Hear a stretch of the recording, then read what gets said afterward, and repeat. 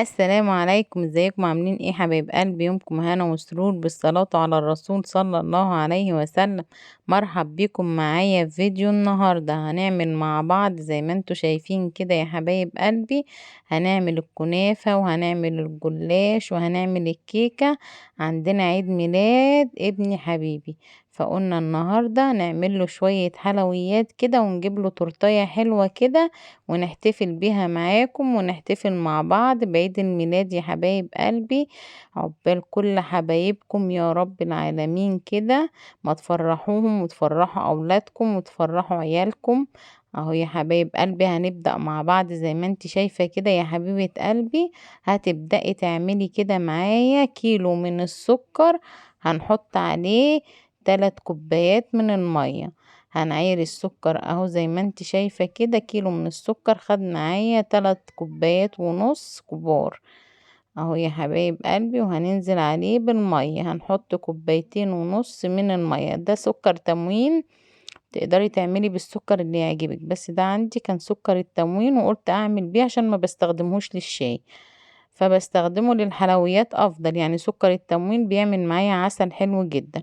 وبحط عليه 2 معلقة كبار من عسل الجلوكوز. تنزلي عليه يا حبيبة قلبي ب2 معلقة كبار من عسل الجلوكوز، واول ما يغلي معاكي بتنزلي بنص عصرة ليمونة، يعني بتنزلي عليه بعصرة ليمون. اهو يا حبايب قلبي زي ما انتوا شايفين كده العقد بتاعي اهو كده. وبتعملي اختبار كده بسيط كده للعقد بتاعنا كده، يكون ايه يعني، يكون معاكي بيمسك كده بين الصابعين كده، تعرفي ان العقد بتاعك بتاع الحلويات كده مظبوط زي ما انت شايفة كده، علشان خاطر لا يبقى معاكي تقيل قوي ولا يبقى معاكي خفيف قوي. اهو يا حبايب قلبي بيبقى معاكي زي ما انت شايفة كده. وبنطفي عليه كده وكده. خلاص خلصنا الشربات بتاعنا. هنبدأ نعمل صينية الكنافة زي ما انتوا شايفين كده.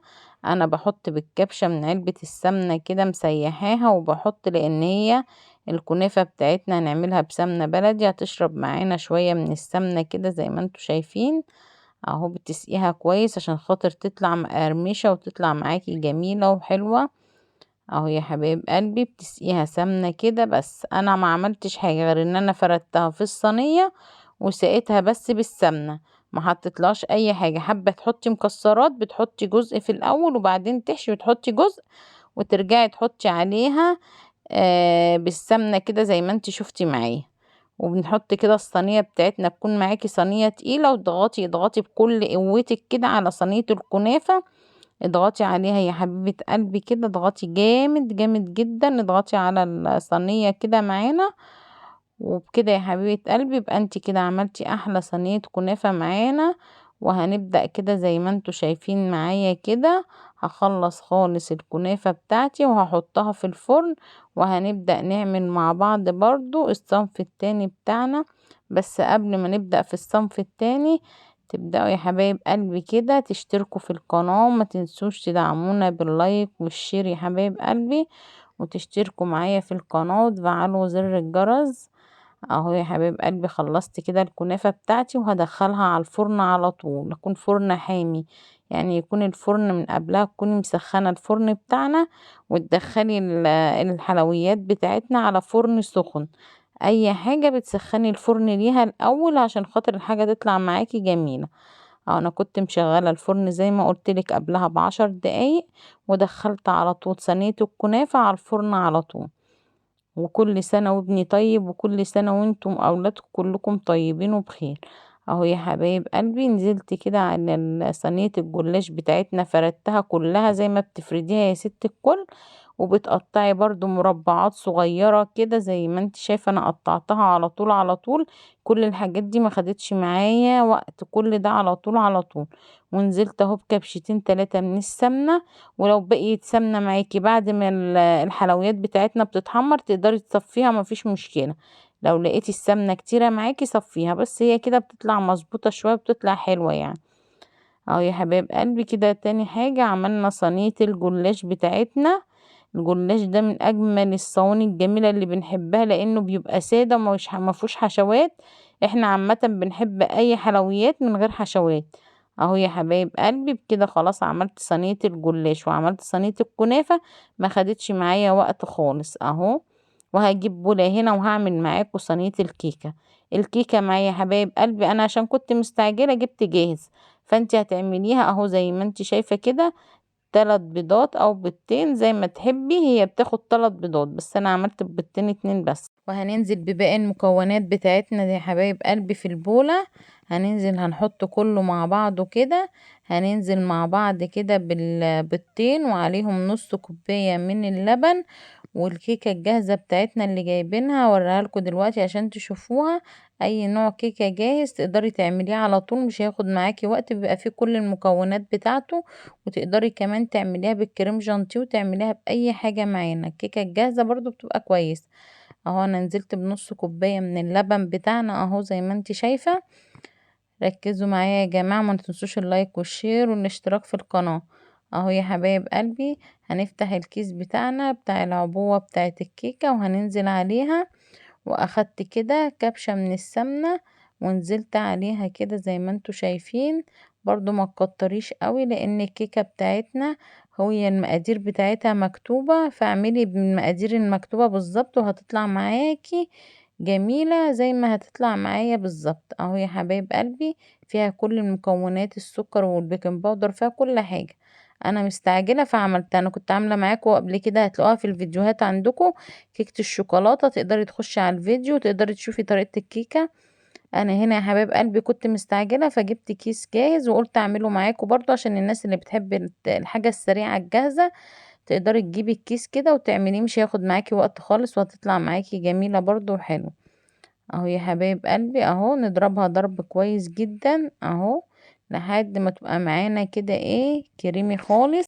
تفضلي يا حبيبة قلبي كده تضربي فيها كويس جدا جدا اهو زي ما انت شايفة كده لحد ما تدينا القوام المناسب للخليط بتاعنا بتاع الكيكة بتاعتنا، علشان تطلع معاكي مظبوطة جدا وهتطلع معاكي جميلة. الكيكة الجاهزة برضو بتبقى حلوة، بس اللي بنعملها في البيت طبعا احلى بكتير جدا لان بتبقى طرية زي النايتي خالص، اجمل كمان بكتير من الكيك الجاهز ده. بس انا طبعا كنت مستعجلة فحبيت اعمل ايه حاجة سريعة كده وافرح بيها ابني. اللهم بارك كده زي ما انتوا شايفين اهو بتفضلي تضربي كده بالمضرب او بمعلقة، انا برضو هفصل من المضرب شوية كده وهضرب بالمعلقة زي ما هتشوفي معايا كده عشان الم على طول على طول. كنت بعمل كل حاجة سريعة سريعة علشان خاطر افرحه كده وايه. لازم نهتم بولادنا ملناش الا هما، ولادنا اهم حاجة في حياتنا يا جماعة. اهو زي ما انتوا شايفين كده تضربي كويس جدا جدا جدا اهو. اللهم بارك، اللهم صل وسلم وبارك على حبيبنا محمد صلى الله عليه وسلم. ويا حبيبة قلبي اضربي فيها كويس جدا كده واضطريها كده علشان خاطر تديكي القوام المناسب اللي انت عايزاه الكريمي الحلو دوت، اللي هتطلع معاكي كيكة هشة وجميلة وطرية وتطلع معاكي حلوة قوي. اهو يا حبيبة قلبي وكل سنة وكل أولادنا طيبين وبخير وبصحة وسعادة، وربنا يبارك لنا في أعمارهم جميعا يا رب العالمين، ويحفظهم يا رب ويوفقهم وينجحهم في دراستهم. اهو يا حبايب قلبي هو ده الصينية المناسبة للكيكة بتاعتنا اهي زي ما انت شايفة كده، صينية صغيرة بتعملي فيها الكيك الجاهز دوت، يعني العلبة بتاعت الكيكة ديت اللي انت شفتيها العبوة دي يا دوبك هي بتاخد الصينية الصغيرة دي. حابة تعملي اكبر بتعملي عبوتين، حابة تعمليها في البيت عندك على خشي على الصفحة عندي هتلاقيني عاملة كيكة الشوكولاتة وعاملة الكيكة العادية بمقاديرها وبكل طريقتها، عاملة الاتنين، عاملة الكيكة اليومية العادية وعاملة كيكة الشوكولاتة. ادخلي يا حبيبة قلبي على اليوتيوب على الصفحة بتاعتنا وشوفي عندك هتلاقي كمان عاملين المعجنات وهتلاقينا عاملين حاجات جميلة جدا. خشي يا حبيبة قلبي على القناة واشتركي في القناة وشوفي كل حاجة على القناة عندك هتعجبك وشوفي الطريقة. انا هنا عشان كنت مستعجلة جبت كيك جاهز، انتي تقدري تعمليها على طول على طول في البيت. برضو عندك الدي وعندك ده وعندك دوت، اعملي حبيبة قلبي وفرحي اولادك، وتقدري تعمليها بالكريم جانتيه برضو. بس انا كنت جايبه برضو التورتيه جاهزه كده. الكيكه بتاعتنا يا حبايب قلبي تكون خلصت وهدخلها الفرن على نار بتاعه 160 كده اهي الكنافة يا حبايب قلبي اهي، كنت جايباها جميلة اهي زي ما انتوا شايفينها ايه، طلعت معايا اهو جميلة خالص اهي يا حبايب قلبي، بألف هنا على قلوبكم وعلى قلوبنا اهو يا حبايب قلبي. والجلاش كله مورق زي ما انت شايفة كده، نزلنا عليهم بالعسل اهو يا حبيبتي. يبقى كده خلصنا الكنافة والجلاش والكيك، ما خدوش معانا وقت خالص، ما خدوش اي وقت. هتعمليهم يا ست الكل وانت واقفة في نص ساعة هتكوني مخلصة كل الحلويات بتاعتنا، وتفرحي اولادك وتدي حبايبك وضيوفك اهو يا حبيبة قلبي. وتجيبي تورتايه بقى حابة تعمليها في البيت، هعملها معاكم، اكتبولي في الكومنتات وهعملها معاكم المرة الجاية. بس المرة دي انا كنت مستعجلة فعملتها على طول اهي. الكيكة بتاعتنا طلعت اهي اللهم بارك ما شاء الله، سيبناها تبرد شوية وقلنا نطلعها على طول كده تشوفوها معانا اهي. الكيكة بتاعتنا طرية خالص وهشة ومرتفعة اهي، وانا عامله معاكم زي ما قلتلكوا. الكيك عندك على الصفحه ادخلي وشوفيها، هتلاقيها برضو هشه وعاليه وطريه وجميله زي النايتي خالص اهي. ودي برضو الكيك الجاهز، يعني انا كده عملت معاكم الكيكه الصينيه والكيكه الطاسه والكيكه الجاهزه، عملت لكم كل طرق الكيكه هتلاقوها معاكم هنا على اليوتيوب. ادخلوا على الصفحه وشوفوا طريقه الكيكه. والجلاش معانا هنا يا حبايب قلبي زي ما انتوا شايفينه كده، عملنا الجلاش بطريقة جميلة جدا جدا جدا، ومن غير ما هو حشو ولا اي حاجة، وبتاكليه بيطلع معاكي جميل جدا ومش تقيل وخفيف وهش ومش سكري، يعني سكره جميل معقول جدا، يعني مش هتلاقيه مسكر قوي، لان بيبقى الجزئية اللي فوق دي كلها بتبقى معاكي شاربة عسل بسيط خالص، هي الجزئية اللي من تحت بتبقى شاربة سنة من العسل. والعسل الجلوكوز ما بيديلكيش العسل سكر شديد، بيخفف شوية من نسبة السكر بتاع التموين بتاعنا اهو يا حبيبة قلبي. زي ما انت شايفة كده معانا، حطيت لهم قطعة من الكيك وقطعتين من الجلاش وقطعتين من الكنافة كده، وهعمل لكل واحد فيهم طبق. بس انا قلت اوريكم انتوا الاول كده الجمال، وهي قد ايه طرية معايا برضو اهي زي ما انت شايفة اهي اهي يا حبيبتي، طرية معايا خالص. وهنزل بيها في الطبق كده اهوت عشان اقدمه لكم واوريه لكم. بصي من النص اهي اللهم بارك، جميلة خالص اهي.